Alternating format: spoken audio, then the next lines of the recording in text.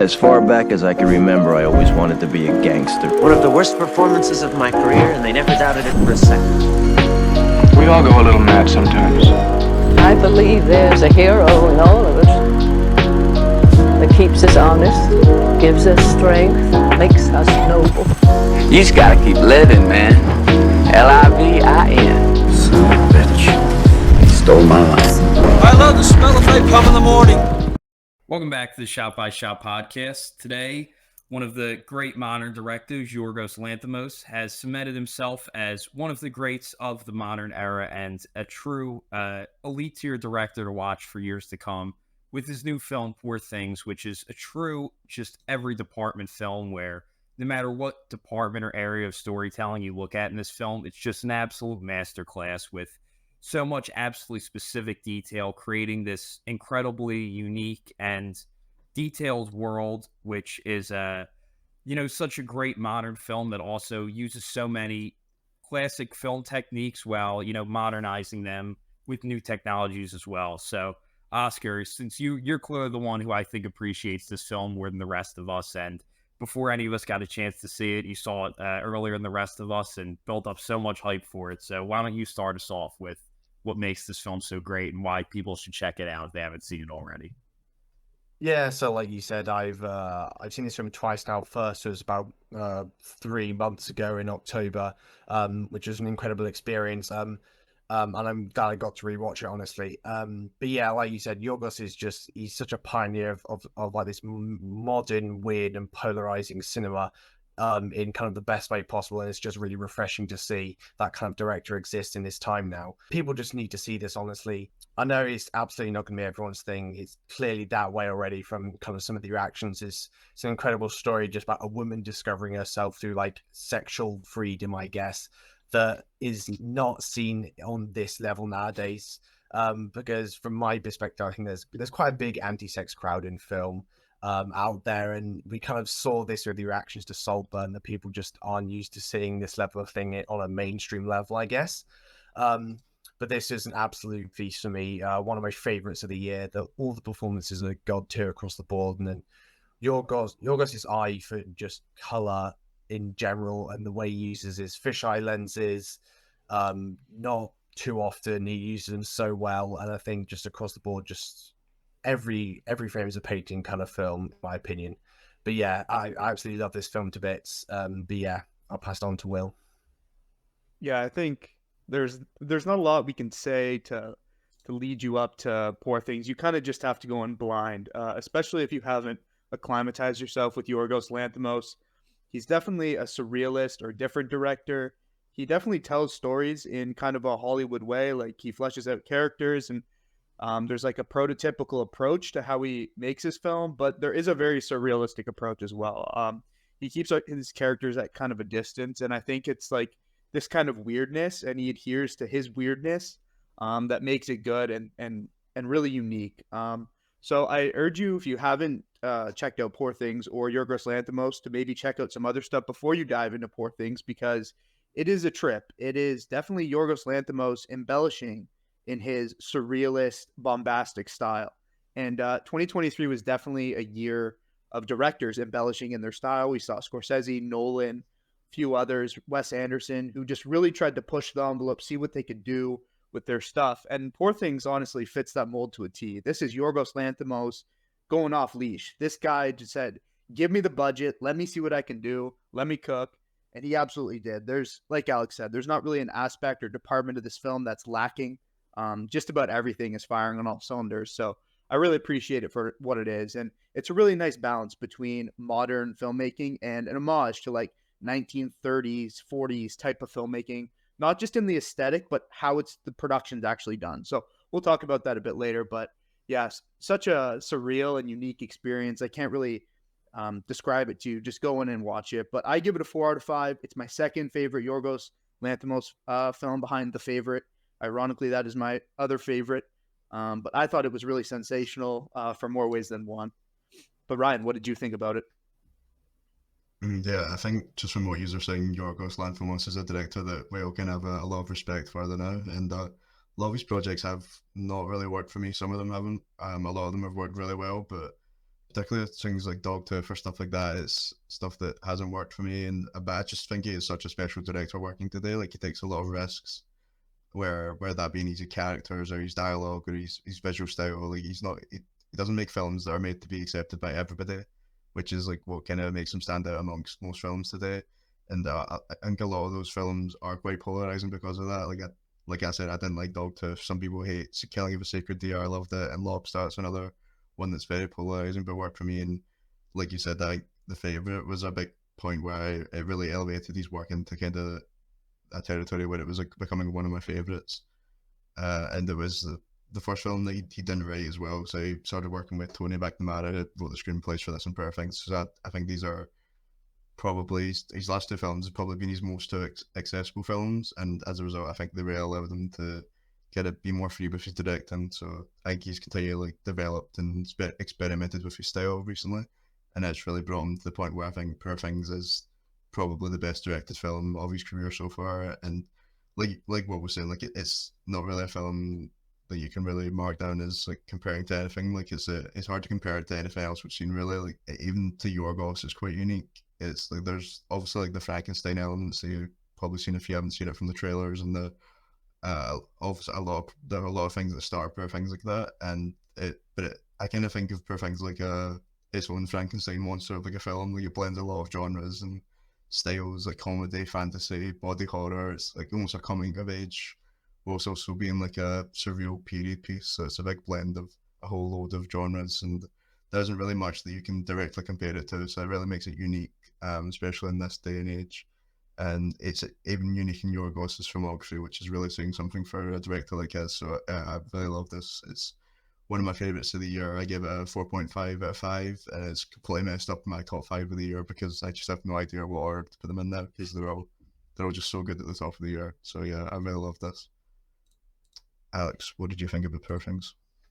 Yeah, you said the word unique when describing Yorgos and his vision. I think that's the absolute perfect way to describe it, is that, you know, no one could have made this film but Yorgos Lanthimos. And I think we should really acknowledge the Razzie potential in this. Like this film with, you know, all of its direction and, you know, the script and everything could easily, with the wrong director, fall into like one of the most laughably terrible movies of the year. Like so much in this film couldn't work had someone else been behind it, someone other than Yorgos. And I think that is more of a reason why Yorgos deserves so much praise for this film, because just the absurdity and the kind of balance between seriousness and humor that he's able to pull off in a way where it doesn't look ridiculous or like a parody, or where to get people to laugh with the film rather than at the film is a true achievement, because there's a lot of things in here that are truly bold creative risks that could have backfired easily to a lot of criticism, especially in this day where,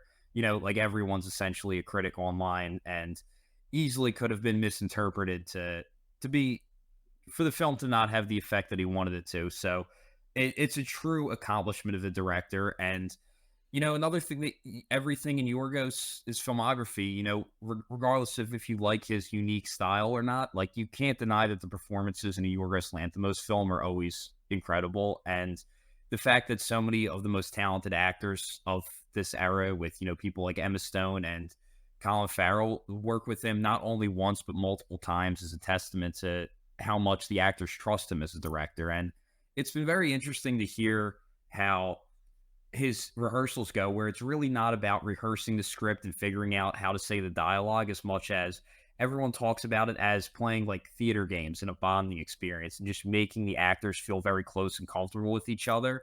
And I really don't think this film works if the actors don't have that level of comfort with, you know, the director and the other actors they're performing with. And, you know, it's a film where he really demands a lot of from his actors in this film. Like especially Emma Stone and Mark Ruffalo need to do some things that I'm sure when you have, you know, not only knowing that it's going to be seen by millions of people, but sitting there on set with a bunch of crew watching you, you know, do some of the things they do in this film. Like it's very, it can be very embarrassing for an actor, and it's definitely something that I don't think all actors would be comfortable with. And I think, like I said, it could easily also, with the wrong vision, make them become a meme or a laughing stock on the internet. And Yorgos just knows how to handle, these risks in such he just knows how to deal with situations like this and capture it in a way where it is the audience can respect what the actors had to do going into it, because I think he's just really one of the greatest actor directors, and I think that's, regardless of how you feel about his style, something that he's obviously perfecting in this film with one of the best ensembles of the year. And I just love, where this film stands in the journey of Yorgos Lanthimos as a filmmaker, where, he's kind of always been wanting to make a surrealist film. And if you look at his earlier films, there's kind of this element of surrealism, but he was never able to, they were always existing in, our world with, more dystopian ideas and maybe some music and sound design, but not quite having the budget to create a full surrealist world where, there's surrealist ideas in Killing of the Sacred Deer. The Lobster is like this surrealist dystopian future, but it very much looks like the world that we live in. And here he finally got the budget and the creative freedom to really just create his own surrealist world around the characters. And he really just takes full advantage of that opportunity in his career to create a surreal world with this kind of budget, and delivers, like we've been saying, just such a specific, unique, incredible vision and world around the characters, which obviously also does a lot to immerse the actors in the environment and the world of the film. And I really, my favorite filmmaker, Federico Fellini, and I just see so much influence from Fellini here, not in like maybe the most household name Fellini's like Dolce Vita or 8½, but really that second half of Fellini's career when you get into Amarcord and, Casanova, and he talks about And the Ship Sails On as well as a reference in this film, which I definitely see. And it's just this embracing the artifice where the world around the characters doesn't look real. Like, it looks real in that, like, some of it's not CGI and you can tell it's like a set that they built, but it's not that it looks real or like something you would see in the real world, as much as it very much embraces the artifice with CGI that's not trying to look real. And it's very, there's almost an awareness that it's fake, but at the same time, like, you don't mind because it pushes you in this other world surrealist state. And I just love how the film is never trying to ground itself in reality and always exist in a surreal world. And it's just such an ambitious direction from Yorgos that I have just such admiration for. And I love to see a director like him get the budget to bring this vision to life. And unfortunately, the film hasn't been a huge flop, but it hasn't made money. It definitely is, a flop by studio standards, which, is disappointing to see, but I understand this isn't a film for everyone. And, I think it is a film with good chances to pick up some awards in Oscar season. So hopefully it'll pick up some awards and kind of redeem itself in the eyes of the studio that way. But yeah, there's just so much to say about how far Yorgos has come here. So Oscar, take us away. Yeah, so I guess I'll just start at the beginning then. So we kind of begin in this we begin in black and white in this house, and like Ryan mentioned, we kind of got this Frankenstein situation, which I just love to see because I absolutely love monster films. Kind of going into it, I wasn't expecting it to be as gory as it was, but I just really enjoyed that part because it just feels like those practical effects, old monster films that, like I said, that I really enjoy. And then we sprinkled in these kind of flashbacks, which is actually the first shot we begin on, I believe, with Emma's kind of older character, I guess. I've forgotten her name, Victoria, I think it is. Committing suicide and jumping off Tower Bridge, which is in color, which is kind of obviously contrasted to the black and white in there, but kind of going through that kind of first act in the sections, we see a lot of weird animals and creatures. Well, obviously they're in the trailers, and I think that's kind of why we see these kind of films maybe not do so well. I think kind of maybe the same for something like Birds Afraid. They tried to market these things as best as possible, but people just don't like to see these kind of weird films, and they're really kind of turned off by it for kind of a general audience sake. But this first act 3 delivers on so many like comedic levels. I think it does really, really well at introducing us to all our characters in the film. Not all of them, obviously. But yeah, we get to see Mark Ruffalo's character, who I think his performance definitely the second best performance in the film for me. I think the way he's like mannerisms in this film, and he like the quick movements of the head and hand and things like that, it just makes his performance stand out so much. And I think his comedic timing is also absolutely perfect.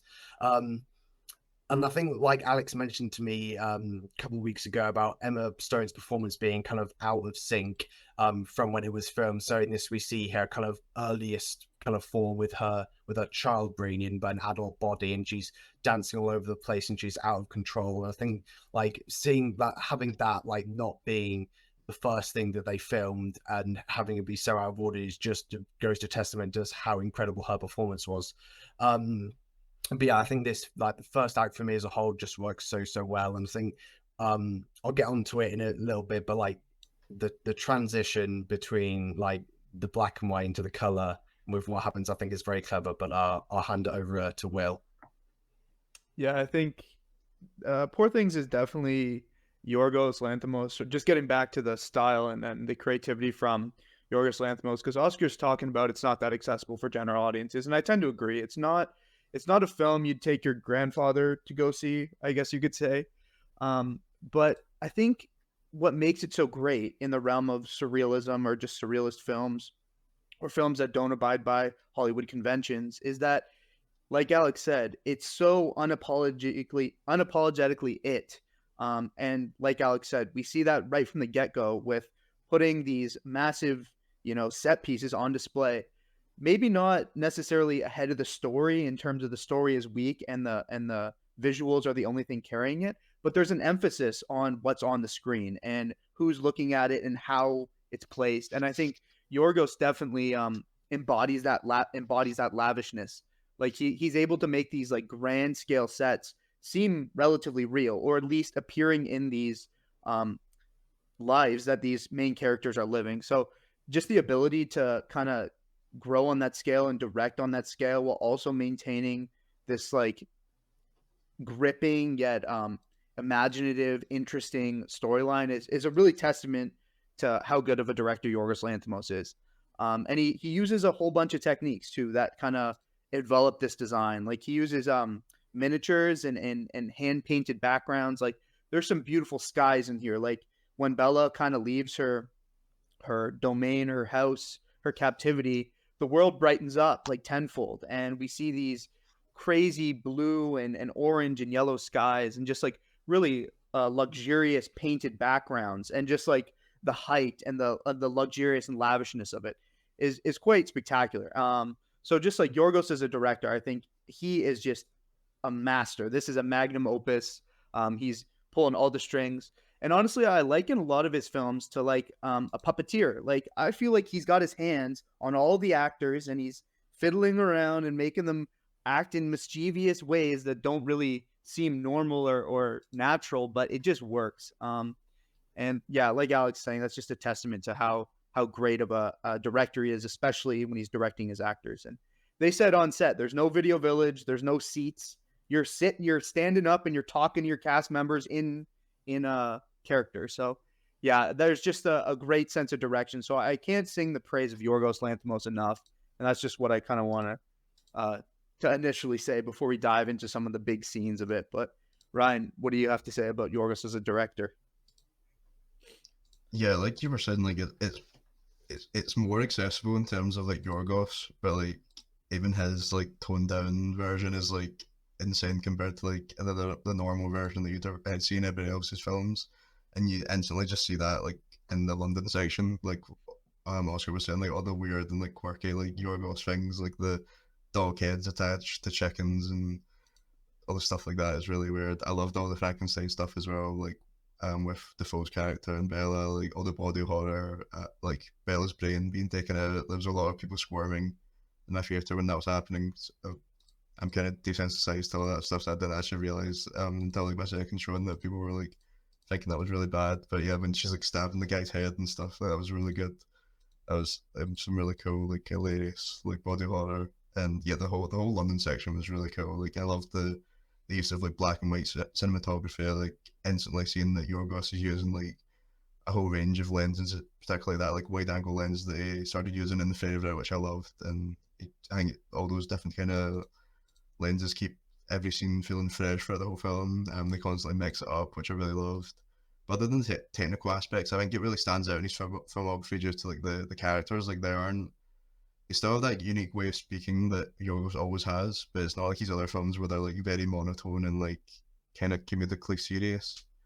Instead, it's more like the characters feel much more alive. Like they're still able to deliver the like comedy that comes with all these films, and probably more than ever because I think this is one of the funniest films I've seen in a long time. Like I usually prefer physical comedy, so I really loved like Mark Ruffalo's performance. Like everything he was saying was just making everybody crack up in my theater. It's probably the saying that I went to see this, everybody was dying. Like everything he said, every time he moved, people were dying. Like I'm so glad that it wasn't my first time because I missed like so much dialogue because people were laughing so much, and that definitely did enhance the experience because it's always nice to like just be in that atmosphere with everybody enjoying the movie because you don't usually get that experience, at least not often in the UK.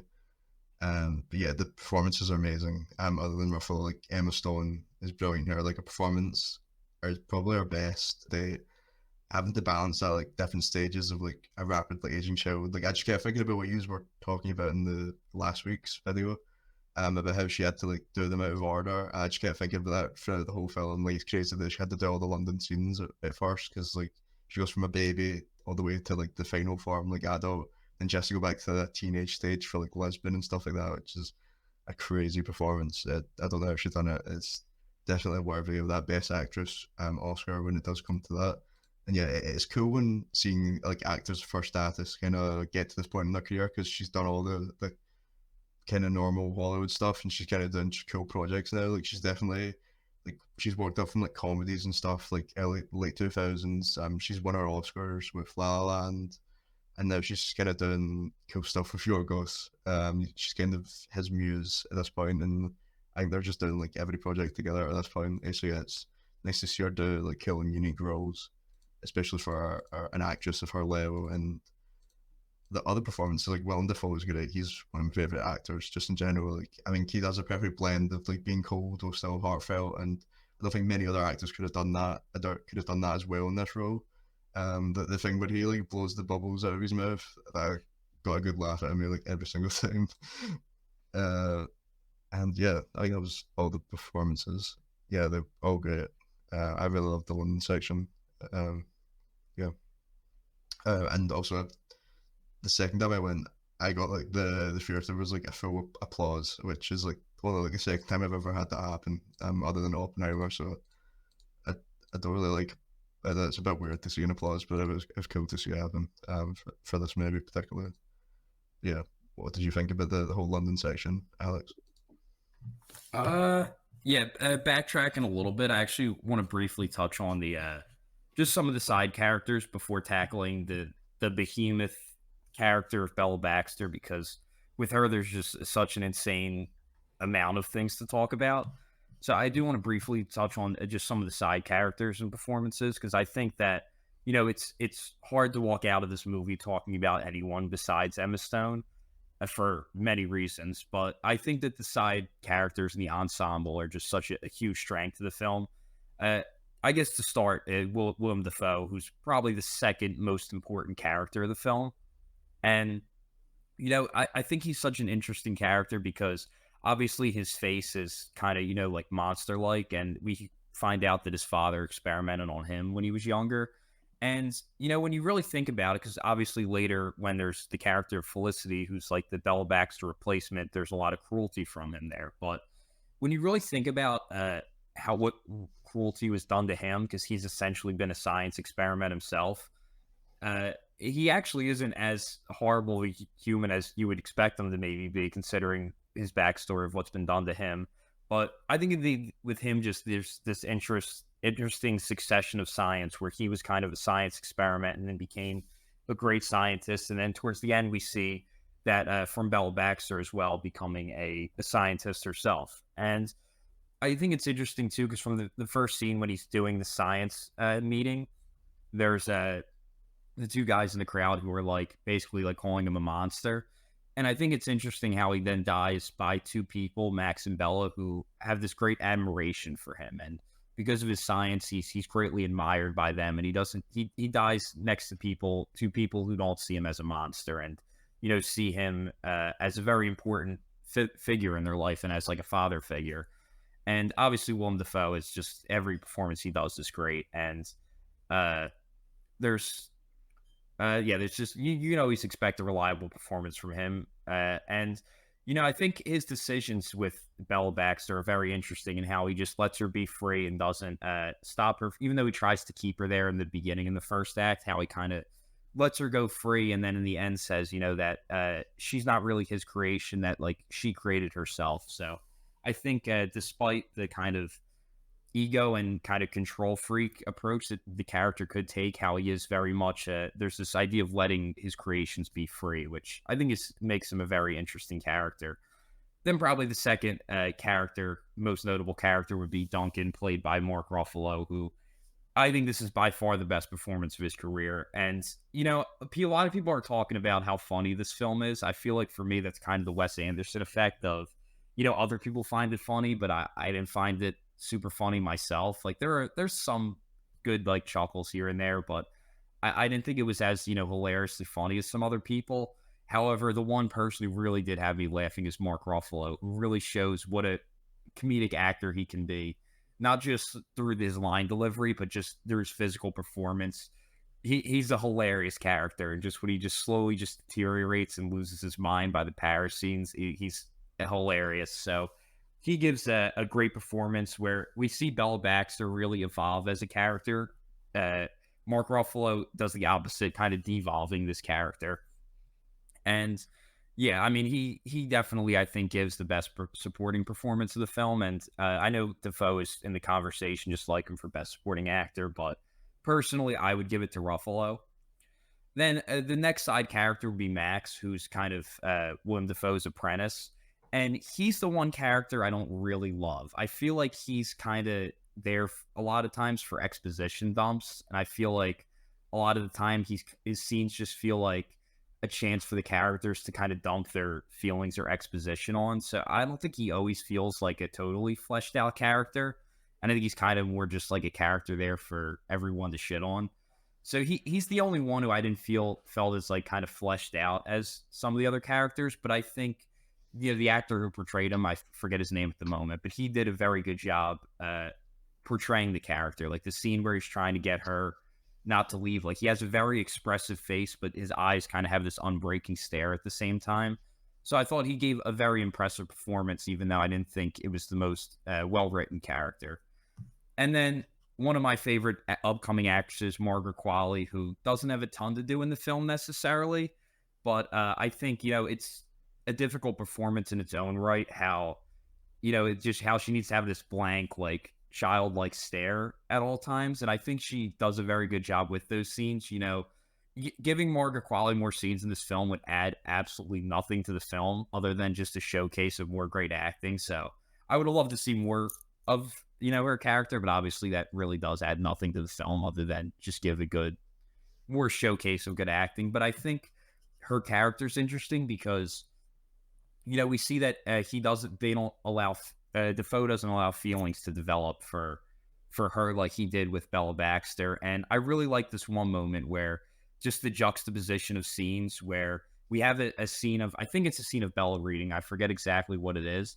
And then in between we cut to a scene of her where they're talking about how she's made no progress, and where Godwin talks about how he's using her to kind of learn about his father's experiments and cruelty on him.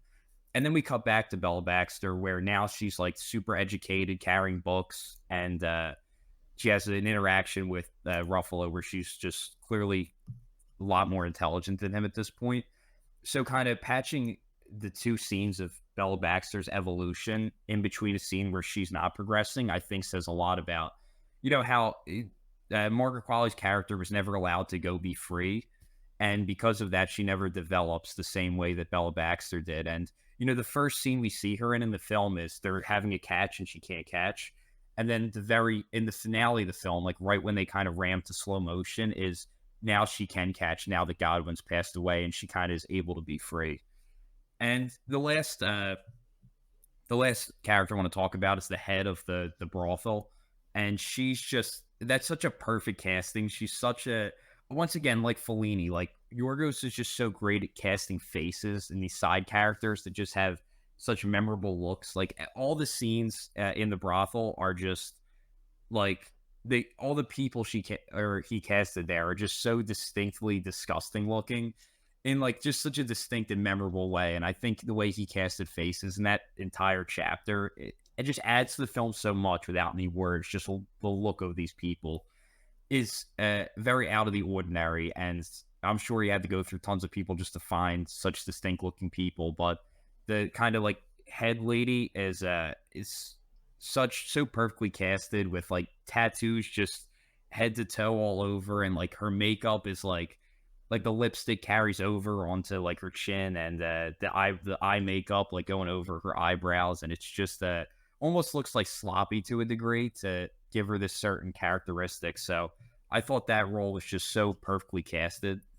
And yeah, Yorgos is just one of the best at casting actors, not just for his lead roles and his kind of front runner characters, but also the most obscure side characters by making them memorable as well.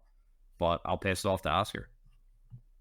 Yeah, just a couple of comments on like what you're saying about the side characters. I actually quite like Max's character. I think he works really well as kind of this antithesis to Ruffalo's character, kind of like balancing out these like opposing ideas on kind of sexual freedom, because he's a bit more reserved in comparison to Ruffalo's character. I think that kind of works really well, kind of surrounding Bella almost. But yeah, I actually really liked his character. But honestly, like another one of my favorite characters of the film was Christopher Abbott at the end. Kind of we get into this surprise fourth act, and I don't know why, but it was only on second watch that I realized it was Christopher Abbott. He's completely unrecognizable to me because he's such a fantastic actor. But yeah, I think he kind of wraps this film up so well, and he's kind of like this.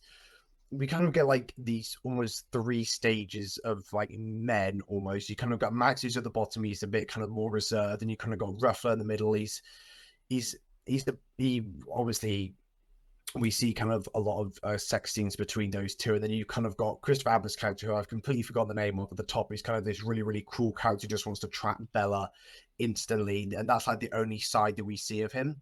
And I think, yeah, I really enjoyed the limited screen time that we get to see of him. And honestly, going back to Max's character, I think, especially in that wedding scene, I think he delivers like the funniest line delivery.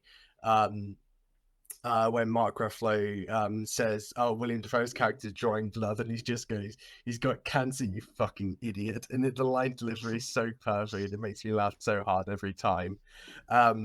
But yeah, I think that like you guys have been saying, the ensemble just across the board performances are absolutely incredible, and it's so good to see nowadays such like a star-studded cast all have incredible performances, because we've seen that a lot in recent years when you've got incredible ensembles Amsterdam, and the performances are all absolutely terrible, and it looks like nobody wants to be there and it's just for the paycheck. But this is the complete opposite. So yeah, Will, what do you have to say about some of the side characters? Yeah, like you guys kind of covered all bases, but you're totally right. Like the ensemble works so well, and I'm surprised nobody brought up Jared Carmichael, especially Christopher Abbott. Shout out On the Count of Three. That was a fantastic film. Both of those two turned in an incredible performance in what Oscar kind of said was like a surprise fourth act. But I was kind of on the team of Alex. Like I didn't really like Max, Rami Youssef, who plays Max. I didn't really love his character. But now I'm kind of like, it's grown on me now that Oscar has opened my mind up, because it works on three levels, right? The more liberation Bella gets, the more freedom she's able to, get, the more threatening the men in her life become, right? Like Max isn't a threat. He's there to help and support her. He wants the best for her. Then Mark Ruffalo's a little bit of a grease bag. Like he kind of just wants to have sex with her, doesn't really care about her.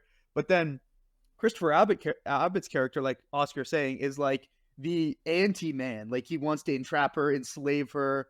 Like, so I think there's something to be said about Max as an evolution of character for Bella. But I have to say, like when I watched it for the first time, I've only seen it once, but I came away from it like kind of wondering, why was Max, his character didn't really sit with me all that well. But if you kind of look at it as like levels of liberation combating her arc, I think it works out well. So, but again, it's just like a testament to Yorgos managing all these characters, and they're all uniquely complex. Like, they may not be super deeply complex in their own arc, but they're able to intertwine together to create a really complex net of characters that are able to bounce off one another so freely. So, yeah, it's one of the best ensembles of the year. I think Emma Stone, she'd win Best Actor in any other year, but such a stacked year, probably not my pick this year. Same with Mark Ruffalo. He could pick up Best Supporting Actor, but again, a pretty stacked year all across. So just, yeah, great performances all across. And I think the comedic elements work too. I think Alex said it wasn't that funny. I thought Willem Dafoe was hilarious. Like, that deadpan, dry humor was good. And same with Christopher Abbott. Like, he made me die a few times just with his delivery and one-liners. But I'm curious to see what Ryan has to say. What do you think about the performances? Yeah, I spoke about a couple of other ones that I really loved, but yeah, like the Max one, I see what you mean. Like, I didn't really follow about that, like, 3 stages. I really like that, the 3 stages of men. But there is like a point where, like, Max is just kind of annoying, really. Just stand up for yourself, like, at some point. Like, he just, like, comes in, or Christopher Abbott comes into his wedding and just steals his fiance, like, just say something back. So he just kind of, like, he's so passive, like, throughout the whole film. So he's a bit annoying. But Rami Youssef did play him so well for what he was supposed to do. I love Christopher Abbott as well. I think he's probably one of the most underrated actors working there now. He like I was saying, where Emma Stone is in, like, a stage where she's just picking, like, cool projects. I think his whole filmography is just kind of him picking cool projects, like indie horrors, or like you were saying, On the Count of Three, so all the independent movies. So yes, he's definitely got a good brain on him picking these projects. He's just picking cool directors and stuff like that. So it's cool to see. Margaret Qualley, I feel like she's working with Yorgos in his next film, so hopefully she gets some more screen time on that. So hopefully it's just kind of like a practice run for working with Yorgos, who's just kind of in there. Yeah, I don't really know what else they could have done with her character, like you said, Alex. But yeah, she was cool to see as well. Yeah, the whole cast is just amazing. It's cool to see a star-studded cast that all works. Like Oscar was saying, like, we've seen it a lot where it just completely falls apart when you get all these big actors in, but I think it definitely worked this time around. But yeah, Alex. Yeah, Oscar, I definitely understand what you're saying about Max as kind of what he represents for the film, and I think that's certainly interesting. I think my issue more is that he never really seems to have ideas of his own, and I feel like he just kind of is more there to listen to other people rather than have any kind of real like opinions and beliefs of his own. Christopher Abbott, I thought, gives a great performance. In the last film I saw him in was the first time I'd ever seen him act, and I honestly wasn't crazy about his performance there, where he's playing like a very opposite character to this one, but I thought he delivers a super memorable and impressive side performance in a limited amount of screen time. Jared Carmichael, however, I really hate criticizing actors like this, but I'm sorry, but I hated his performance, if I'm being honest. Like, his line stand out of place amongst everybody else. Yeah, like, he has this like American accent unlike everyone else, and I felt like delivered every line the same way with like no emotion, and kind of like, I don't know, I felt like he was just reading off of cue cards almost. And maybe that's what Yorgos wanted, to give him kind of a different feeling and make him feel like otherworldly in a way, and contrasting with the other characters. But I don't know, like, every rewatch, I just was not a huge fan of his performance personally.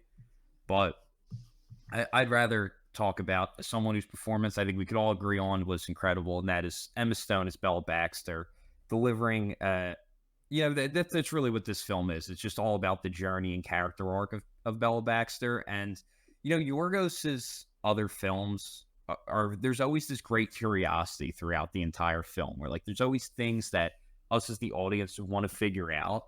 And I don't think we feel that as the audience from this film, where he's not really playing on curiosity in this one and creating questions for us to want to figure out, as much as we're just much more living in the moment and watching a character who they themselves is very curious. And I think just the evolution of Bella Baxter just slowly through each scene.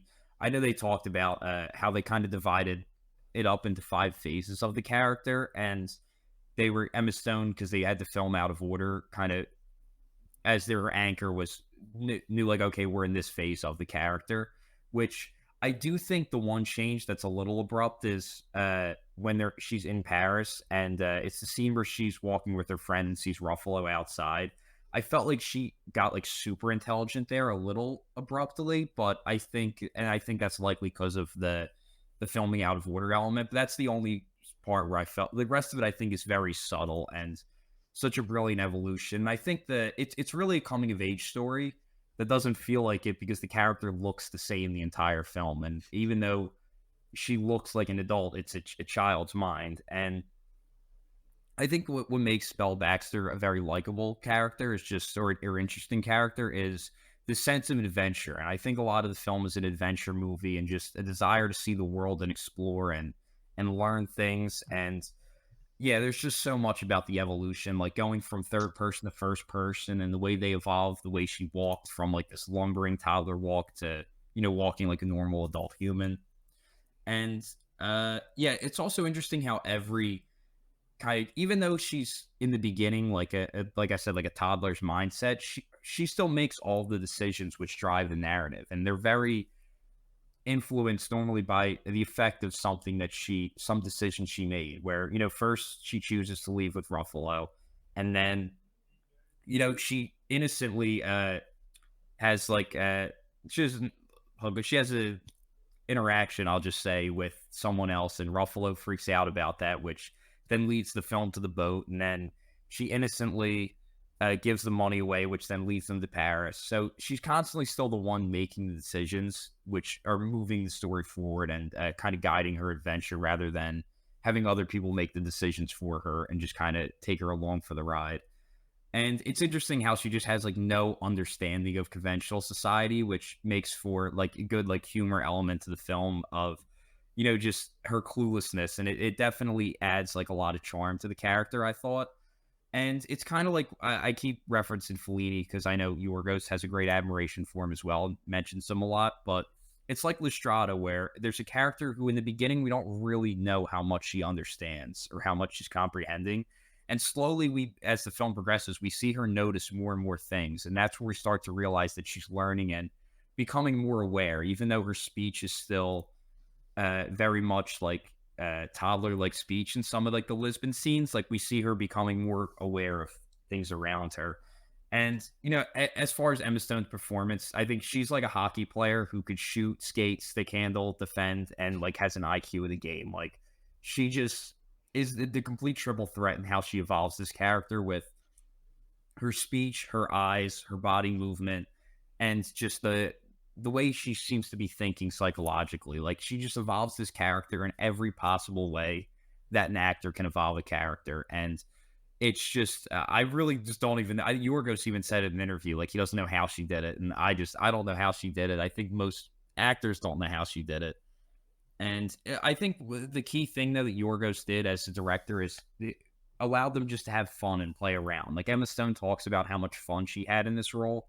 And I think that does come across, is that she just loves living as this character and kind of being able to freely experiment. And yeah, I think in the result is she cements herself as one of the best actresses, not only of today, but one of the best in history. And, I think like the evolution of Belle Baxter's eyes are something that isn't getting talked about enough, where, in the beginning, like there's like these laser sharp movements when we see her brought to life. And then as in kind of chapter 1, it's like she just stares blankly, she doesn't make eye contact, and her eye movements and body movements are so like abrupt and like large and like overshooting things.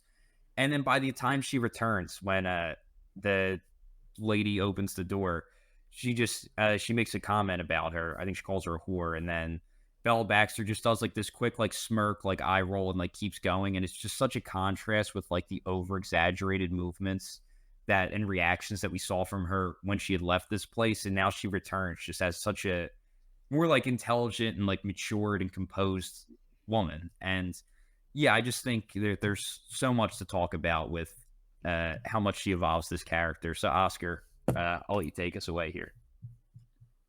Yeah, so like you said, just an unbelievable performance on so many levels that we just haven't seen in a while. And I still have her as my pick for the Oscars. That's who I want to win.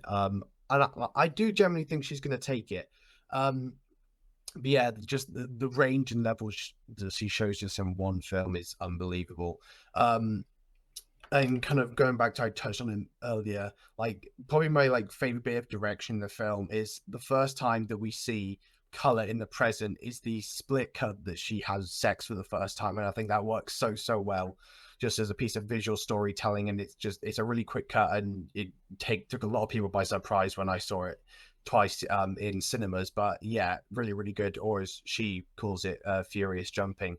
And I think, like, along with that, those euphemisms that she uses, like, right in the script, I think work kind of really well as her kind of childlike mind. And it really adds to that level of comedy. I know, Alex, you said you didn't find a lot of it funny, but for me, this is just laughing out loud a lot of the time. When we're kind of in Lisbon, we start to see this massive scale of production that we've got here, and it's unbelievable, honestly. Just the sets that we go through and the amount of detail they put into each set and each location.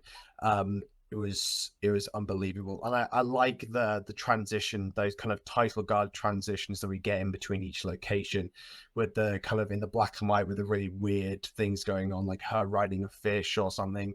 But I really enjoyed that part. And then we kind of see her in Lisbon. She goes through so much. She starts getting drunk and she starts throwing up. And this honestly might be like my favorite section of the film, honestly, just because there's so much going on. And I think this is the best part of the film where the comedy really hits to me.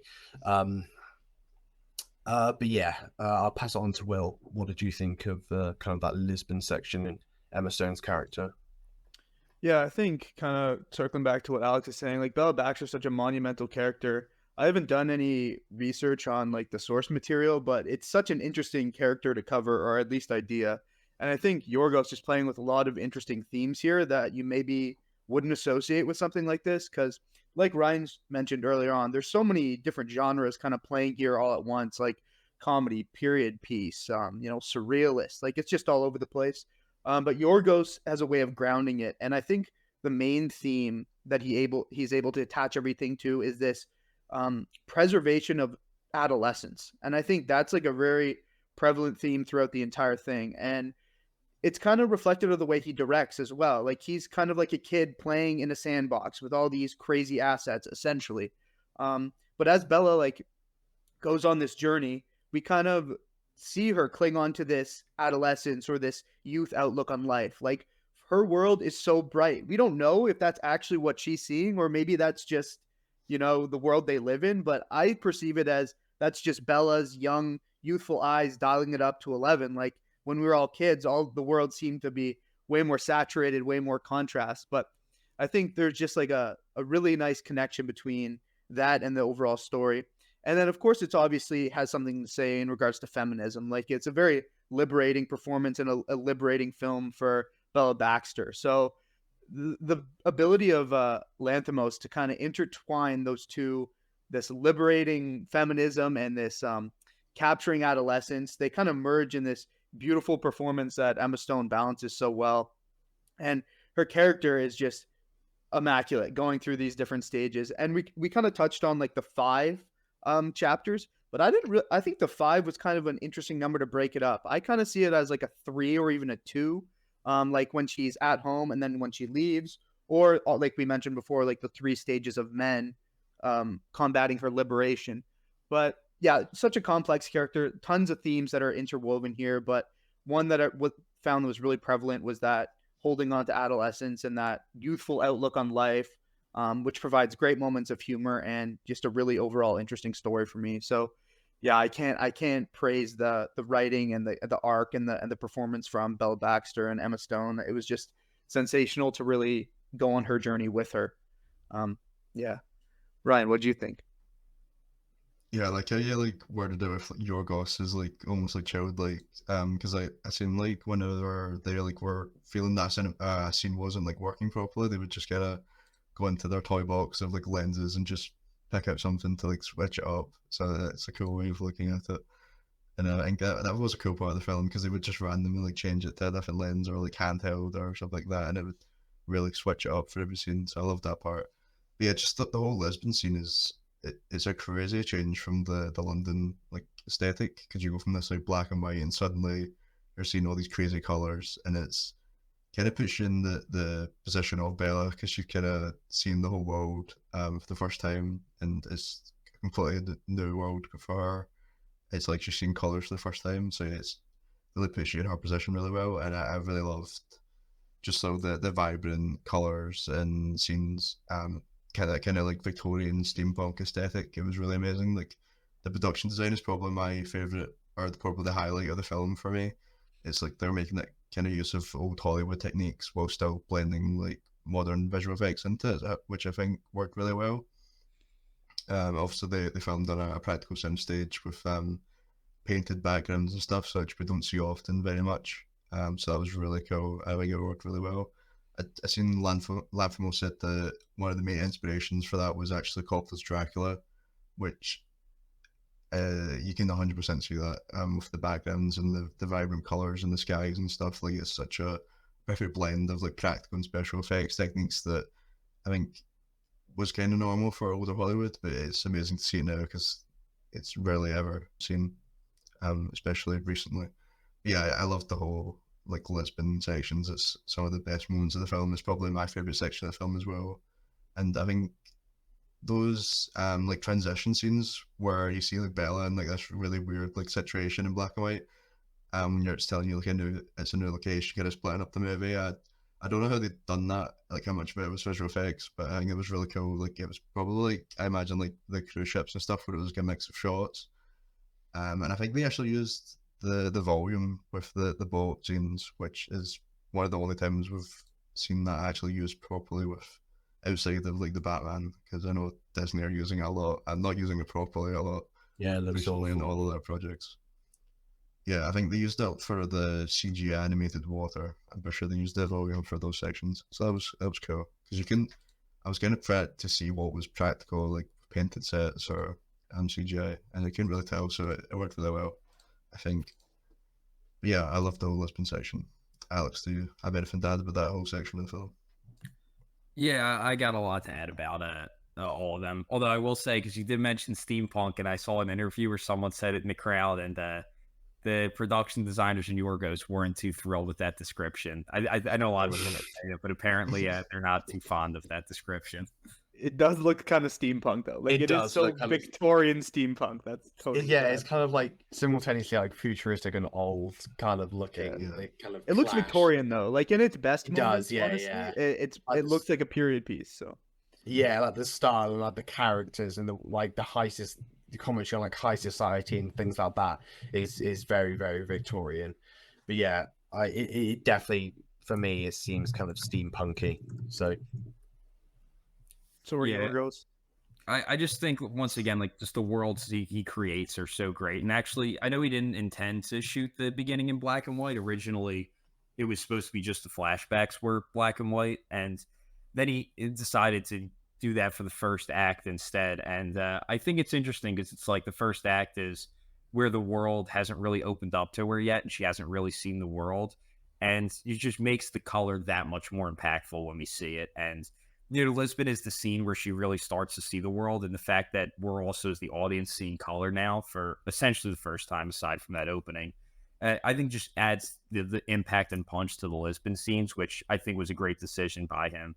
But yeah, I think, just it's interesting how in the very beginning, when we see the mother jump off the bridge, we never see her face. And then when we see Bella's face in the black and white, and it's not, we don't realize at the moment, but it's not the same person, which is a very interesting choice. And yeah, kind of like how I talked about, there's like the lumbering walk and all that in the beginning. And I think it's interesting though, how a lot of the early discoveries of Bella Baxter are done with, no score and just really quiet scenes, with those being in the first when she kind of like discovers masturbation, and then later in Lisbon when she discovers alcohol. There's just such quiet to those scenes, which I thought was an interesting choice. And I think just one of the most interesting lines of the first act is when Max is like, that's horrible. Like, just after he hears the full backstory, and he says, would you rather the world not have Bella? And I just think that's just such an interesting and kind of thought-provoking line in the film. And then of course, we get to Lisbon, and just that first shot of, the big zoom in. When we talk more about the cinematography later, of course, there's a lot to say about the zoom ins because there's so many zooms in this film. And just the zoom in with the color as just to kind of really end it. Before, in the first act, we hear all the music is like very like slow, like plucking of strings with the score.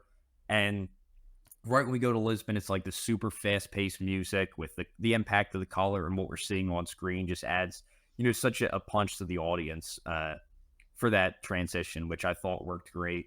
And, here she still kind of has that lumbering walk, but we see her discovering the world. And I love how, they didn't need to build this extravagant set for anything to do with the story. There's literally almost nothing in the story that has to do with that gigantic set that they built, other than just to have her simply walk around and exist in it.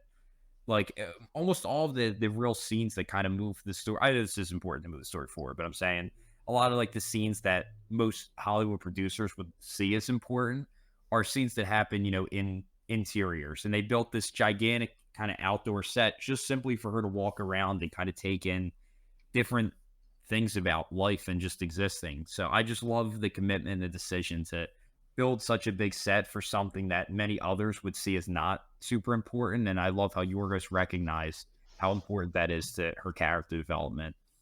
And then, a lot of people don't like the boat section. I think I understand some flaws in it, but I think it's a very important transformative chapter because I think, this is where we're really in the midpoint of the film. And, here she's kind of had some time to exist in the world. So now we see her kind of using bigger words. Her speech is developing. Her walk isn't quite as lumbering as it was. But her decision, the thing that really holds her back from being, at her full potential is her decision making is still not still not the decision making of an adult, where she kind of just gives the money away to these random people who obviously are just going to pocket it for themselves. And I think so it's really the decision making is really what she still needs to learn at this point in her development. But we start to see, her using big words, her reading on the deck. And I think, the character of Martha is very important in her development, where she talks about more concerned with just listening and becomes more of a listener and a reader and a learner from this chapter and learning about adventurers, which all is backfiring on what Ruffalo's character had hoped this trip would mean for her character. It had the opposite effect of what he wanted it to, which is kind of funny. And also when his name's Harry, the character, he talks about cruelty. And obviously she's very affected by seeing the cruelty. But I think it's interestingly foreshadowing because we later find out that in her old life, or really her mother, was a very cruel person. And she's then later going to have to face the fact that she was once someone who was a very cruel person herself. So I think that's a kind of a subtly foreshadowing way where because of this experience, once she realizes the cruelty that she once took part in, she now no longer wants to take part in it because she has a new view on it. And I think these scenes have a lot to do with that. And then when she gets to Paris is where we kind of see her develop the most. And here's where she's really on her own. She's financially independent. She's kind of no longer really guided by anyone. She's kind of very much on her own. These are very much her own discoveries now. And we see her interact with tons of different people and very different with a wide range of like these sexual experiences. And the thing that really helps her character develop here is the free time that this job allows her to learn. And the one thing I kind of criticism I have about this is that in the kind of the sex montage, we see a lot of the experiences she has with a wide range of people and types of experiences, but we don't really see a lot of her learning. And I know that's not the most as visually interesting, but we don't really see a lot of her, reading and learning and stuff, aside from the one scene where we see her at like the science presentation, whatever you call it. But I don't know how Yorgos could have done that in a way to make it interesting at the same time. But I think, she talks about the free time it allows her to learn, and we don't see as much of the learning, which I think could have helped visually show the character development. But overall, I think this is really where she takes the most pivotal step forward in her journey. And then leading up to when, like, that scene where she's walking with her friend and they run into Ruffalo, and here her eyes are now just like lower and calmer, and we see such a development in like the way she speaks and just looks at Ruffalo and how she deals with him compared to earlier, which is just such a sign of her character development. And then we have the return home where, like I talked about, now her face is moving, you know, more subtly and naturally, and how she deals with the lady at the door. And then we kind of go back to the general, and he's just got like weapons all around, and he's like basically like this his whole mindset is about conquering. I do think, I don't consider this a plot hole because we're dealing with like a surreal film, but the thing that it's obviously been years to think that the general, someone like this, wouldn't have found a new wife by now is, I think, kind of like he probably would have found someone else by now. But it's a nitpick, dumb criticism. But yeah, I think it's just interesting how as soon as she arrives, there's no excitement from any of the people who work there, and it kind of makes us curious. And then we of course learn about how their older version of self, the older version of herself, or her mother, whatever way you want to look at it, was not a very good person, but it's now she has become, because of her experiences, become a much better one. And then we kind of go back for the finale, where now it's like her desire for an adventure is calmed, and we have the death of Godwin, played by Willem Dafoe. And I think that's interesting because I will say we don't really see Bella Baxter really think about anyone except herself much. I think most of her interests are very much about herself, and this is like the one character we really see her have such deep care for and love for. So I think that's a very important relationship. And then there's just kind of like this leisure after adventure for the finale of the film, as you know, now she's like reading a book, and it's just interesting to see how far that character came, and especially considering that most of these final scenes were filmed directly after the opening scenes due to location. It's just such an incredible journey and evolution of a character arc with so much to break down and talk about. But I'll pass it off to Oscar. Yeah, you had a lot of great things to say there. Kind of going back from kind of where we were, kind of for me, the weakest part of the film is kind of on the ship. I think for me, it's where the main issue I have with the film, and on the second time round, I dropped my ratings. It's now at a 4.5. It still really would have in my rankings, but I think the pacing suffers a bit in this ship sequence. I do think, though, the small segment on Alexandra, I think it is, works really, really well. It's probably got my favorite shot of the film, where we see Harry kind of embracing Bella from behind, and she's like crying really, really, or she's crying a lot, sorry, as she sees kind of all these poverty-stricken people down below. And I think that kind of sense of heightened scale is used kind of later on, where we see Mark Ruffalo's character kind of begging outside of the brothel in Paris, where he's just crying. That's such a funny scene. But yeah, I think the ship scene as a whole, I think it works well. I just think the pacing of it is not very great. And yeah, like I like Harry's character and the lady that she's with, but out of all the side characters, I'd have them kind of at the bottom, and kind of in terms of how much they add to the story. But yeah, when we kind of get into Paris, like Alex said, we kind of see her embracing her kind of freedom of her body and her liberation. I think that is probably my second favorite sequence of the film for me. Beautiful production design. Obviously the famous penis windows that everyone was raving about when we like saw the first still of the film. Yeah, just so good. And the kind of side characters that we meet, one of her friends as well, I'm not sure of her name. But yeah, then we move into London again, and I've kind of touched on that bit for a bit, so I'll just say this. I think that the very last scene in the garden is one of my favorite endings of the year, just in terms of what it delivers on kind of my love for like monster things and things like that, and seeing like the general just with a goat's voice and just crawling on all fours is so funny and just so brilliant. and then we kind of see it all in harmony at the end of all our characters, which is really, really nice. But yeah, I'll pass it off to Will. Yeah, I kind of agree with Oscar. The middle, that ship part it dragged a little bit for me. But I was totally content just like sitting on the journey with Bella. Like the fact that that part was a little bit longer than I would have liked wasn't a problem for me, because we still got to see Bella progress to some degree. And I think that's kind of the nature of the film. Like she's always learning, she's always progressing. But like Alex said, maybe there was should have been a bit more emphasis on her kind of developing and gaining more knowledge. But I think her just like traveling from place to place and talking to different people kind of evokes that idea of learning and exposure in a way that I think works. But just touching back on like the cinematography and how this is shot, this might be one of the best shot films of the year, honestly. There's just so much in this film. There's so many different shots, so many different angles and approaches that Yorgos uses to convey a ton of different ideas and themes and messages from scene to scene, from act to act as well. Like it's a beautiful transition. It's a beautiful gradient.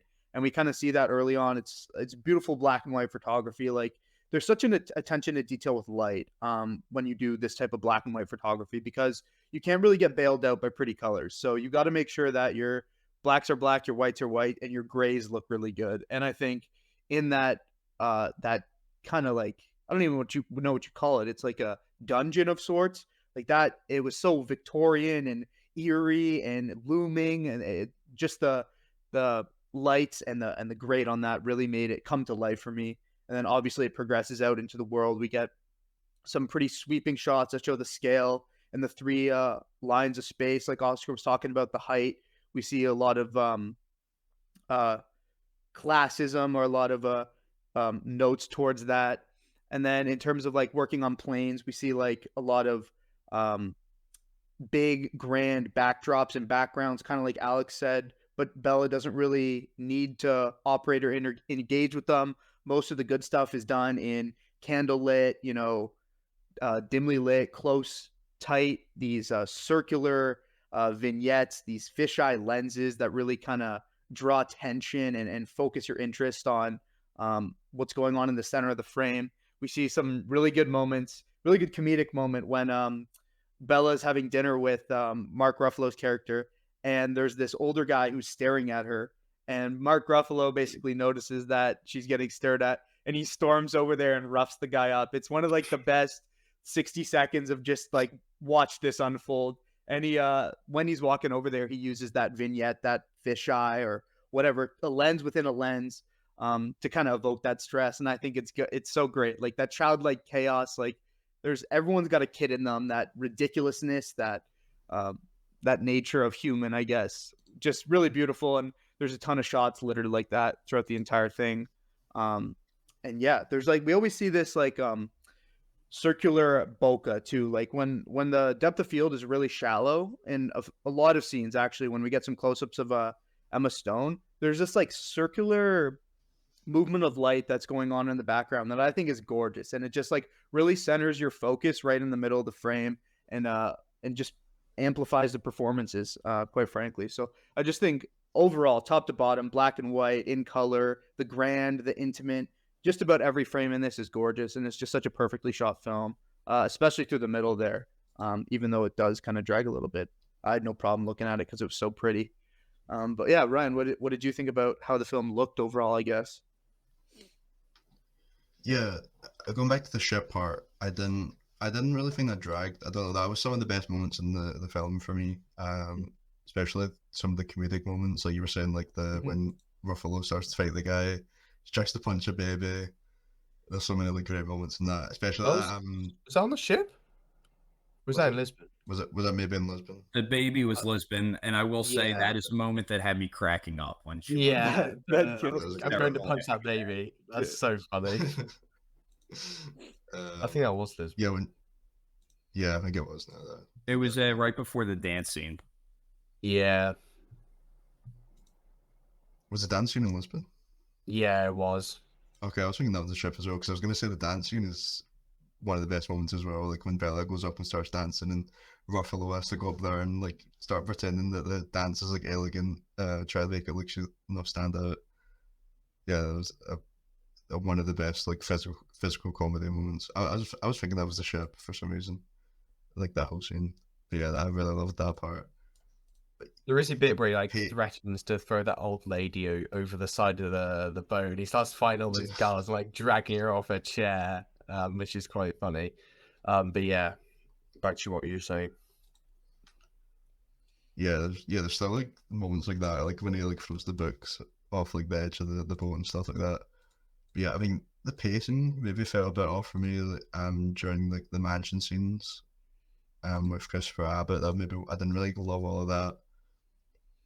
The pacing feels quite quick when we get up to the wedding. I was thinking like that it was like quite early because I thought it was maybe going to be coming towards the end when we get to the wedding. I was thinking it was maybe a bit quick. So I was thinking, like what Alex was saying about how Bella develops so much in Paris, it kind of feels like there's maybe some stuff missing that maybe could have felt or helped having some more extra stuff in that. Maybe the film a bit longer. It would have maybe helped the pacing. I don't know. But I didn't love all of the like Christopher Abbott scenes with the mansion. It was quite funny how like everybody hated them inside the mansion. But apart from that, I kind of just wanted to go back to London at that point. But yeah, Christopher Abbott is, like I said, I do love him, and his performance does pay off. Like Oscar was saying, because like that scene at the end where he's he's eating the grass and he's been like had a gold brain like put into his. That's a great payoff for his character. So I really love that. Yeah, the final shot is amazing. With all the characters that have like been around just all together in that one garden. I really loved that final shot. And yeah, just the screenplay like is great. Like it's like I said, it's one of the funniest movies I've seen in a long time, and it's not necessarily the thing that keeps me like thinking about the movie though. It's kind of like the themes aren't like they're not exactly like super subtle with everything, so there isn't like a lot to like think about. At least I thought like after the film, it's more like the technical sides or the technical aspects that were like making me like keep thinking about the film, like the cinematography and production design. So I just kind of thought that was a bit stronger than the screenplay. But yeah, that was kind of the thing that kept making me think about the film. But yeah, still a great screenplay, as I said, because it's a lot of great comedy. But yeah, back to you, Alex. Yeah, I kind of agree with you about the screenplay. I have kind of mixed feelings about it, where I think that it's very good character writing for sure, and I think that I think they do a good job like evolving the characters, and like we've talked about, like just from a purely screenplay perspective, evolving Bella's speech. I think they do a really good job with. I also do think like I said, like hats off to Yorgos for being able to bring this to life with all the risks in the screenplay. But I also think that, you know, if you read this purely as a screenplay without the visuals that we're getting, I don't know how great of a screenplay it necessarily would be. Like I said, yeah, like who signed off on this? Like imagine watching this without like reading this as a screenplay. It's definitely a visually driven film, so I totally agree with you there. Like the fact that he was able to transfer this screenplay into such a great film speaks volumes. Yeah, I agree. So like that's why I said, like I have mixed feelings about the screenplay. There's things about it I like, but I also don't know if I would necessarily call it a great screenplay as much as I would a great direction and film and great performances. But yeah, definitely mixed feelings there. But I do agree with Will 110% on how great the cinematography is. I think it's arguably the best of the year. I still have Fallen Leaves at my 1, but I think obviously that is a 0% chance of getting a nomination. And in terms of what is going to get nominated, this is absolutely the film I'm rooting for. I think it's like tied for 2 with Asteroid City for me, but I think, you know, I talked about this in our Oscar episode, but this is remembered for like its big wide shots with fisheye lenses. But the thing that really makes me think this is the best cinematography is not as much those as much as these really tight, intimate close-ups. And I think he has like an Ingmar Bergman quality to it, the way he can just capture an actor's face with the lenses. Cinematographer Robbie Ryan said that they went through tons and tons of lenses trying to find the right ones. And like one day they tested over 50 different lenses. And I think the ones they found are just truly perfect. And when you go back and look at the close-ups, especially in that black and white segment, just look at how much it's able to make the eyes of the actors pop. And they just, I don't know, the eyes just feel so strong. The way the lenses captured them, I don't even, can't even put my finger on what it is about the lenses that does it, but I just feel like the eyes of the actors feel so strong and impressive with the way the lenses, the really long lenses, are able to capture them. Alex, And- this is a crazy bit of information. I read that they were using lenses on lenses. So they were engineering a lens to fit on top of another lens. So that's how addicted to the different lenses that the cinematographer and Yorgos were. Like crazy attention to detail and just like the willingness to experiment and try and just do whatever. I also read something about the scene when she's coming alive. This is like paraphrasing because I don't remember the exact details, but it was like the camera was like really low battery, so when they filmed it, like the frame rate was really low, so it made like her eyes look like really unhuman. Like as she was like coming awake. So it was like, oh well, I thought that was just her performance. I was pretty. I think Emerson does have like unique eyes as well. Like she always looks like really innocent because I like. Well, I think she's got those big eyes, right? She can, dictate so much emotion with her big eyes. Absolutely. But yeah, that's crazy putting the lenses on top of the lenses. I've watched some stuff on Robbie Ryan. I haven't heard that one yet, so I gotta look into that because I'm so curious about what they did. But yeah, and of course I love them shooting on film. And after The Favorite, which she also shot with Robbie Ryan, they wanted to.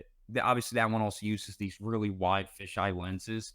And Robbie Ryan thought that the 6mm they were using, just for people who don't know, the lower the number, the wider it is, capturing more in focus. The higher the number, the more like tight and like where you get those soft out of focus around the subject.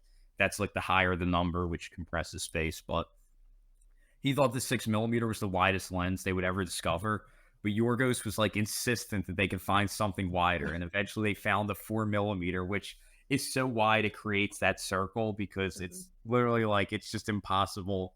Like it's that wide that there's literally like dead black space around the circle because it's like just an insanely wide lens, which he uses. But also not just using them as much as he wanted to find a lens that could go from 6mm to 150, which just did not exist. I forget what the one they ended up finding was, but he has just these goes from really wide to really long, or vice versa. And I just think it's such an interesting approach to a cinematography that I think is definitely going to influence a lot of people in years to come, especially this younger generation of filmmakers and DPs who are kind of coming up being influenced by people like Yorgos, where I think in the next 10, 20 years, you're going to see a lot more fisheye lenses and use of zooms, both of which are not super popular right now. The same way when I watched what Greg Fraser did with the Batman in 2022 with using out of focus images, I think is Ryan and Yorgos are going to have that same impact where with using zooms and fisheyes. And just also like he likes to have, I talked about how the lenses really make the eyes pop, but he has these shots where it's like two people in a close-up, and one of them will be just slightly out of focus, like very softly out of focus, and the other one will be like whoever's in the subject will be like crisply in focus as they kind of share the shot, but the one just will slightly subtly pop more than the other, which I think is a very subtle, brilliant thing that they do.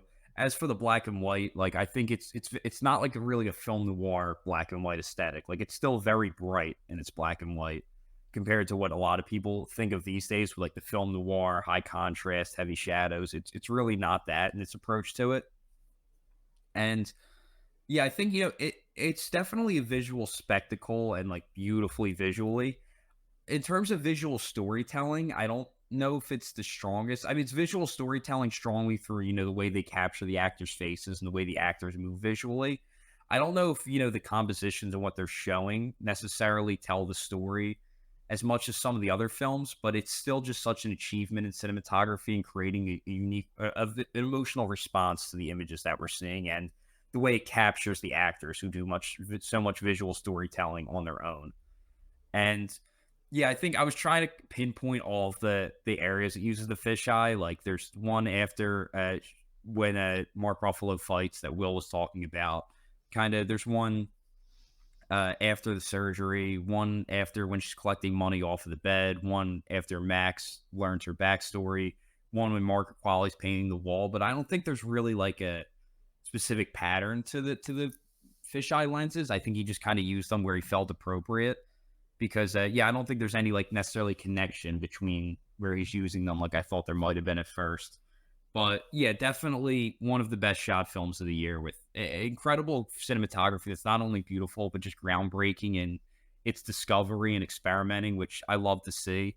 I think it, like I said, it's kind of tied with Asteroid City for 2, and I think Asteroid City's compositions are better, but I think that with this, like, the way he uses lenses, I think is better than Asteroid City, and just the experimentation with what they can do with different lenses and different looks it's just so refreshing to see someone do. And I love watching all of it, but I'll pass it off to Oscar. Yeah, I haven't got a ton to add on kind of that area. It's just I just love the how wide like the range of colors that he uses for like each location just makes them stand out so well.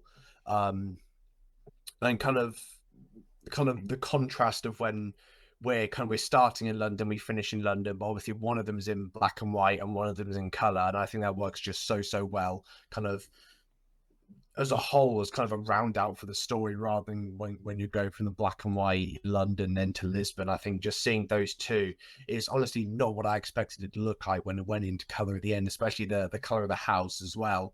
But yeah, just like Alex, you said, just the use of lenses is just so rare to see nowadays in film, because a lot of filmmakers just don't go there in that unique way, and that's just what makes Yorgos stand out so much, and just why I appreciate him for what he's doing now. But yeah, definitely probably the best use of color this year for me off the top of my head, just from each location, and the backdrops as well were just absolutely stunning. So yeah, I don't have a lot to add in that area, but you think you've said a lot. But yeah, Will, have you got anything to add?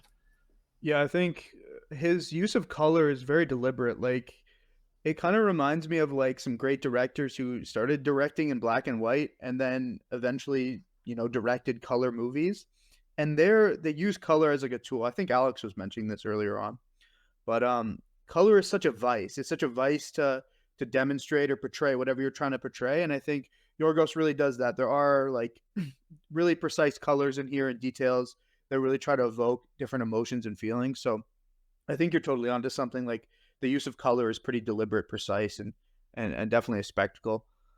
But in regards to like the overall like film, I think it's so creatively brilliant. And what most people or like a general audience member might not understand is that this is just like a filmmaker getting in his bag. Like, this is just a creative artist being a creative artist. And I think that is like when film is at its fundamentally best. Like, when someone is just passionate about a project and wants to deliver on their sole vision.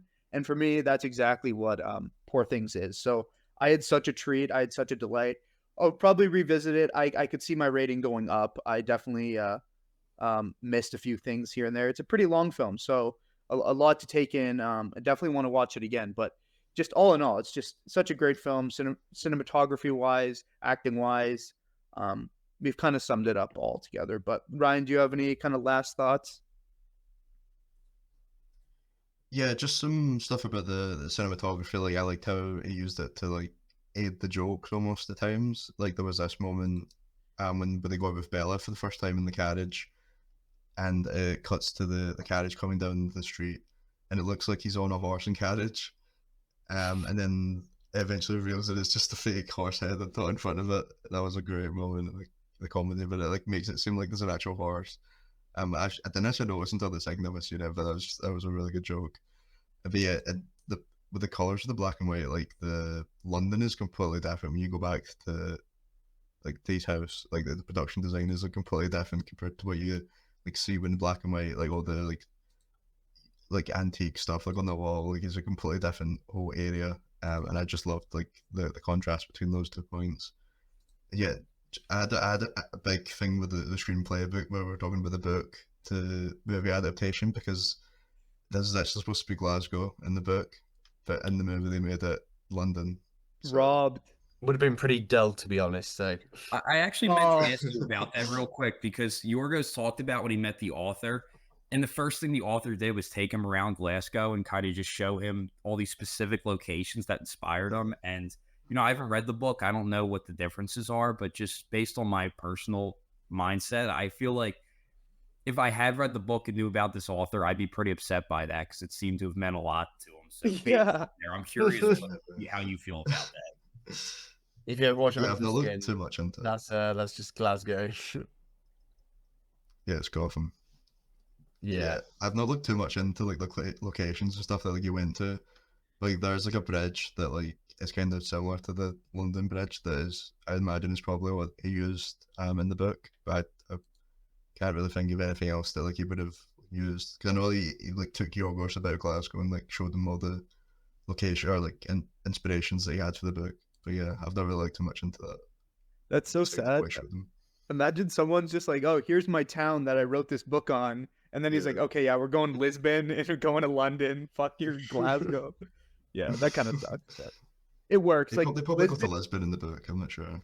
yeah, I don't know. But Lisbon and London and Paris, they go to Paris as well. Like three iconic cities that he does a really good job of showing their iconography, like depicting that this is London, Paris, and so on and so forth, but also like creating a pretty otherworldly, dreamlike aesthetic. So it is nice. It's a nice balance. I have to say the locations are really good. Yeah, I think the fact that it's set in like this other world also helps because it's like none of the, even when we're in places like London, it doesn't really feel like, I mean, I'm not from London, so maybe I'm wrong, but I just feel like all of these places feel like they're kind of out of reality and very much in Yorgos' own world rather than the actual places mentioned. And yeah, I just think there's, like I said, this isn't every department movie. There's so much to talk about with, the sets, the color, the wardrobe, like it's one that I hope will pick up a lot of awards. And like I said, the sets like look like they exist in reality, unlike a lot of CGI we see from films. Yet they look fake at the same time. So it's like a weird kind of mix that I thought just worked really well in immersing us in the kind of surreal world of it. As for the color, I'm not quite sure there's like an evolution to the color necessarily, like the colors represent things as much as they're there to just kind of be like bright and like create a certain look and feeling. I could be wrong, I don't know. But the one color I feel like I could be totally wrong about this. Maybe this is just me saying something that's not there, but I noticed the connection between yellow light and her discovery, where we see yellow light when she leaves the hotel and first starts wandering around Lisbon. I think the room where she loses her virginity kind of has like a yellowish look to it. There wasn't yellow light though. And when she's learning about her past at the dinner with the general, there's yellow light. And then most importantly, when she discovers poverty on the boat, there's like this super strong yellow light. So maybe this is just me kind of putting pieces together where there's something that's not there. But I personally noticed this connection between yellow light and her discovery. But also, I think the one thing color-wise we see an evolution of, not as much as the colors themselves, but like the brightness to them. Where in the beginning, she wears like these big dresses with these really bright colors. And then by the end, it's I think it's the lady who runs the brothels, like, you're in the dark phase right now, where, then we see her kind of wear, like, she's at that science meeting, like these darker blues. They're more like reserved, not as big and elaborate as what we see her wear earlier. And then we get to the finale. It's she's wearing still like more reserved wardrobe, but it's also now just light colors around her. She's wearing light colors. The set design around her is a lot lighter. And overall, this also is a very bright film. Like, there's not a lot of shadows or heavy shadows. It's a very bright film in terms of its visuals. And then I just feel like I can't not talk about the wardrobe, because this is one where it's certainly a threat to win the Oscar, and they did such a phenomenal job here with that. Just kind of, it's this old like Victorian look to it, but they put a modern spin on it. Like when she's walking around Lisbon, her legs are like you can totally see her legs, which is not at all what the wardrobe looked like at that time. So it's interesting how they kind of put a modern spin on these older Victorian costumes. And also just kind of how sometimes it's like they're bold and stand out, but like when she's wears that orange dress in the general's place, it's like she kind of more blends in with the environment there. So just a phenomenal range of costume work, absolutely, for sure, in the film. But I'll pass it off to Oscar. For me, the funniest part of the costumes like the shoulder, like the big shoulder things, just kind of growing and growing, and then kind of declining as we get towards the end. It was such a weird and wonderful kind of point of the design for me. But yeah, like Alex said, this is definitely my number one for best costume design of the year. It's absolutely deserved. Just the contrast of like Victorian, but it also, like you said, taking a modern spin on it just is brilliant. But it's even more than just Victorian. It's going like above and beyond in kind of color wise and things like that, and it's just what sets it apart from a lot of things this year, I guess. But yeah, I haven't got a ton to add on that area, so yeah, I'll just pass it off to Will. Yeah, it's kind of subtly elaborate. Like the colors are elaborate to a degree, but they're not like too super in your face. Like there's like a lot of like pale or like maroonish colors as well.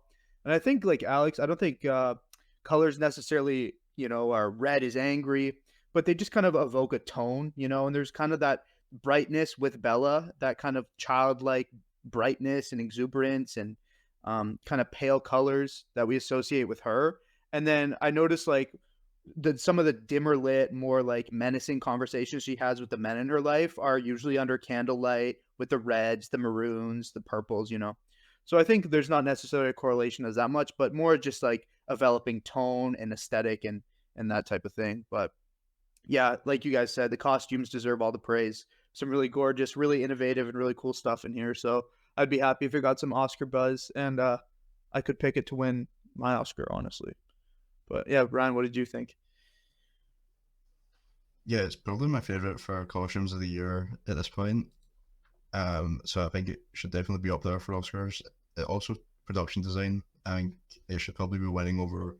I'd love it to win over Barbie at this point. I don't know if that's probably the front runner right now, but I think it should definitely, with the fact that they kind of used old Hollywood techniques. I mean, I really love that part. It was probably my favorite aspect of the whole film, so I think it should definitely win that. And another thing that should also be up there for score. I think they also used the score very well throughout. Like it evolved with Bella throughout the film. I think at the start it's quite basic, and it kind of evolves more lively in the middle. And then when we get to Christopher Abbott's mansion, I noticed it got quite kind of like a tense spin on it. It kind of matched how Bella was probably feeling in the mansion. So I think they used the score really well throughout that.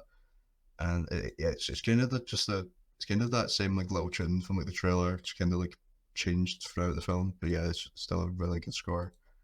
So yeah, there's a lot of categories I think it should be definitely getting in the Oscars. A lot of technical categories.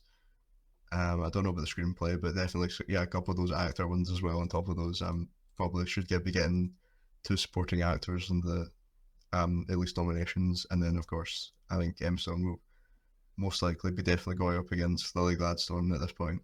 So it's really up there on the Oscars. Alex?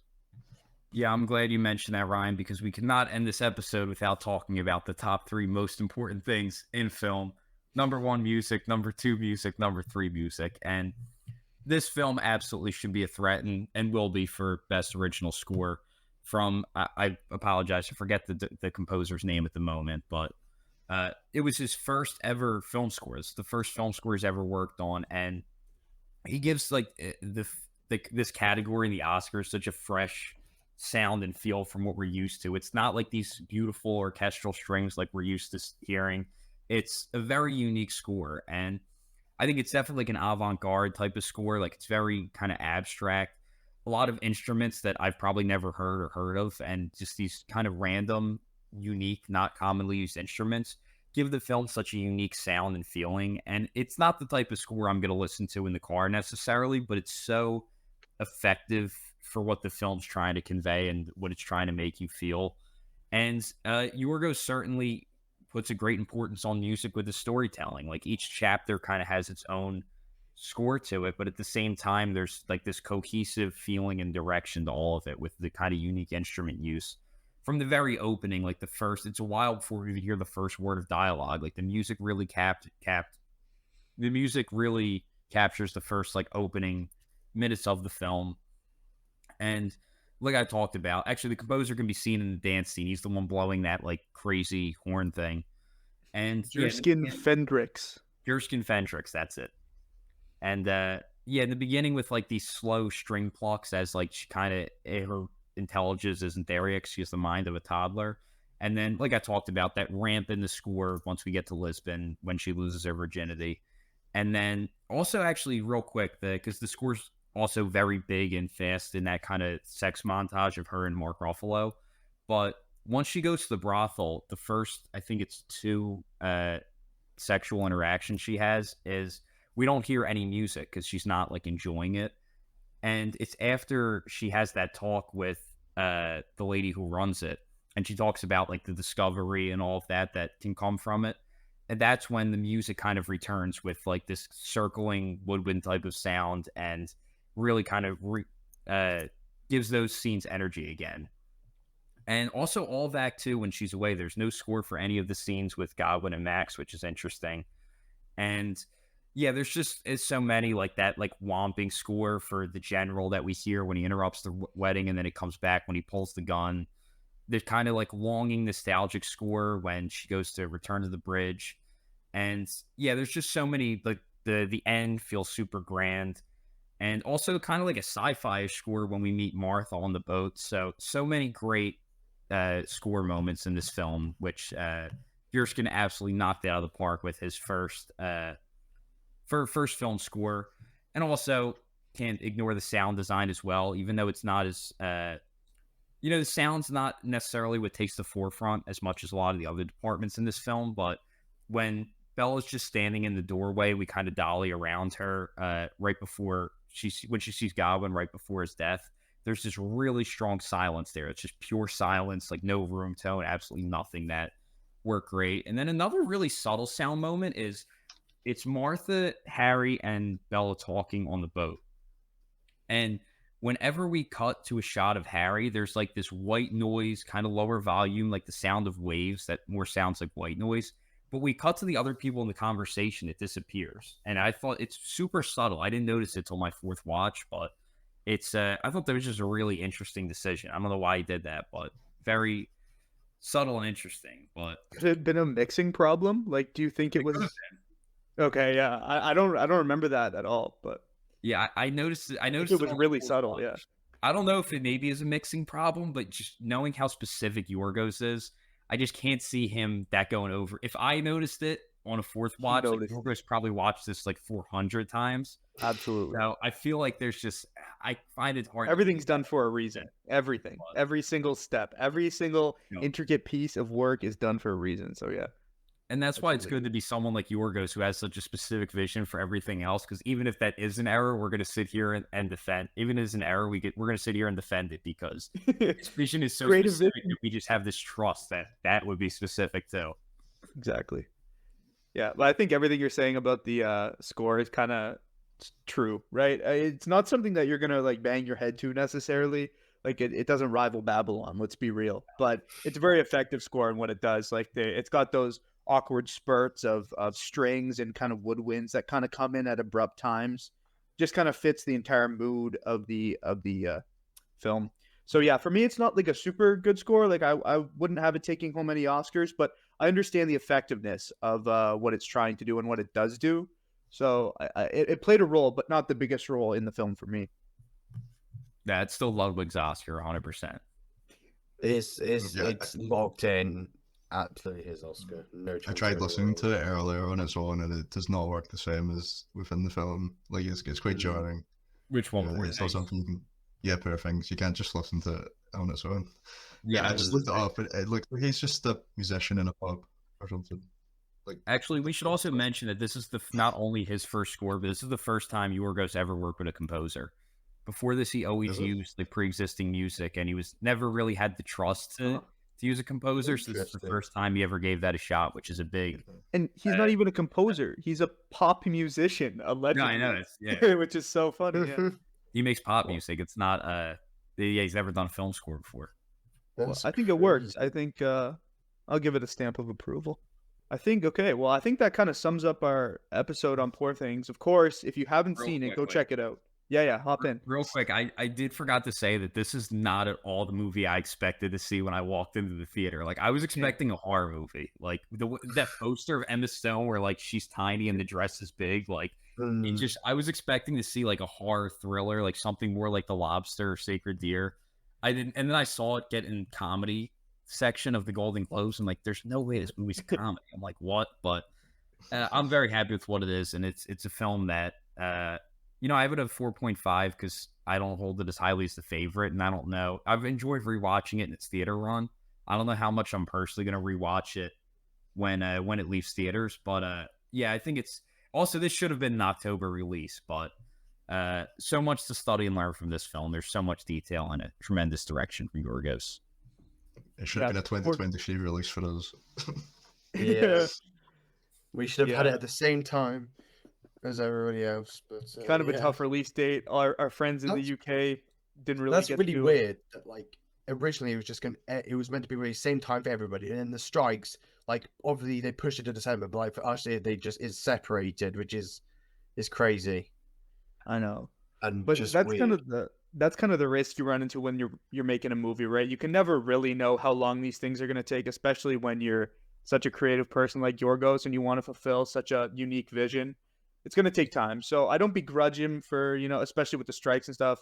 I don't begrudge him delaying it, but get around for Oscar season, okay? We're trying to get these movies checked off, all right? But yeah, Poor Things is absolutely great. If you haven't seen any Yorgos Lanthimos films, go check them out. They're super off the wall, probably nothing you'd ever seen before.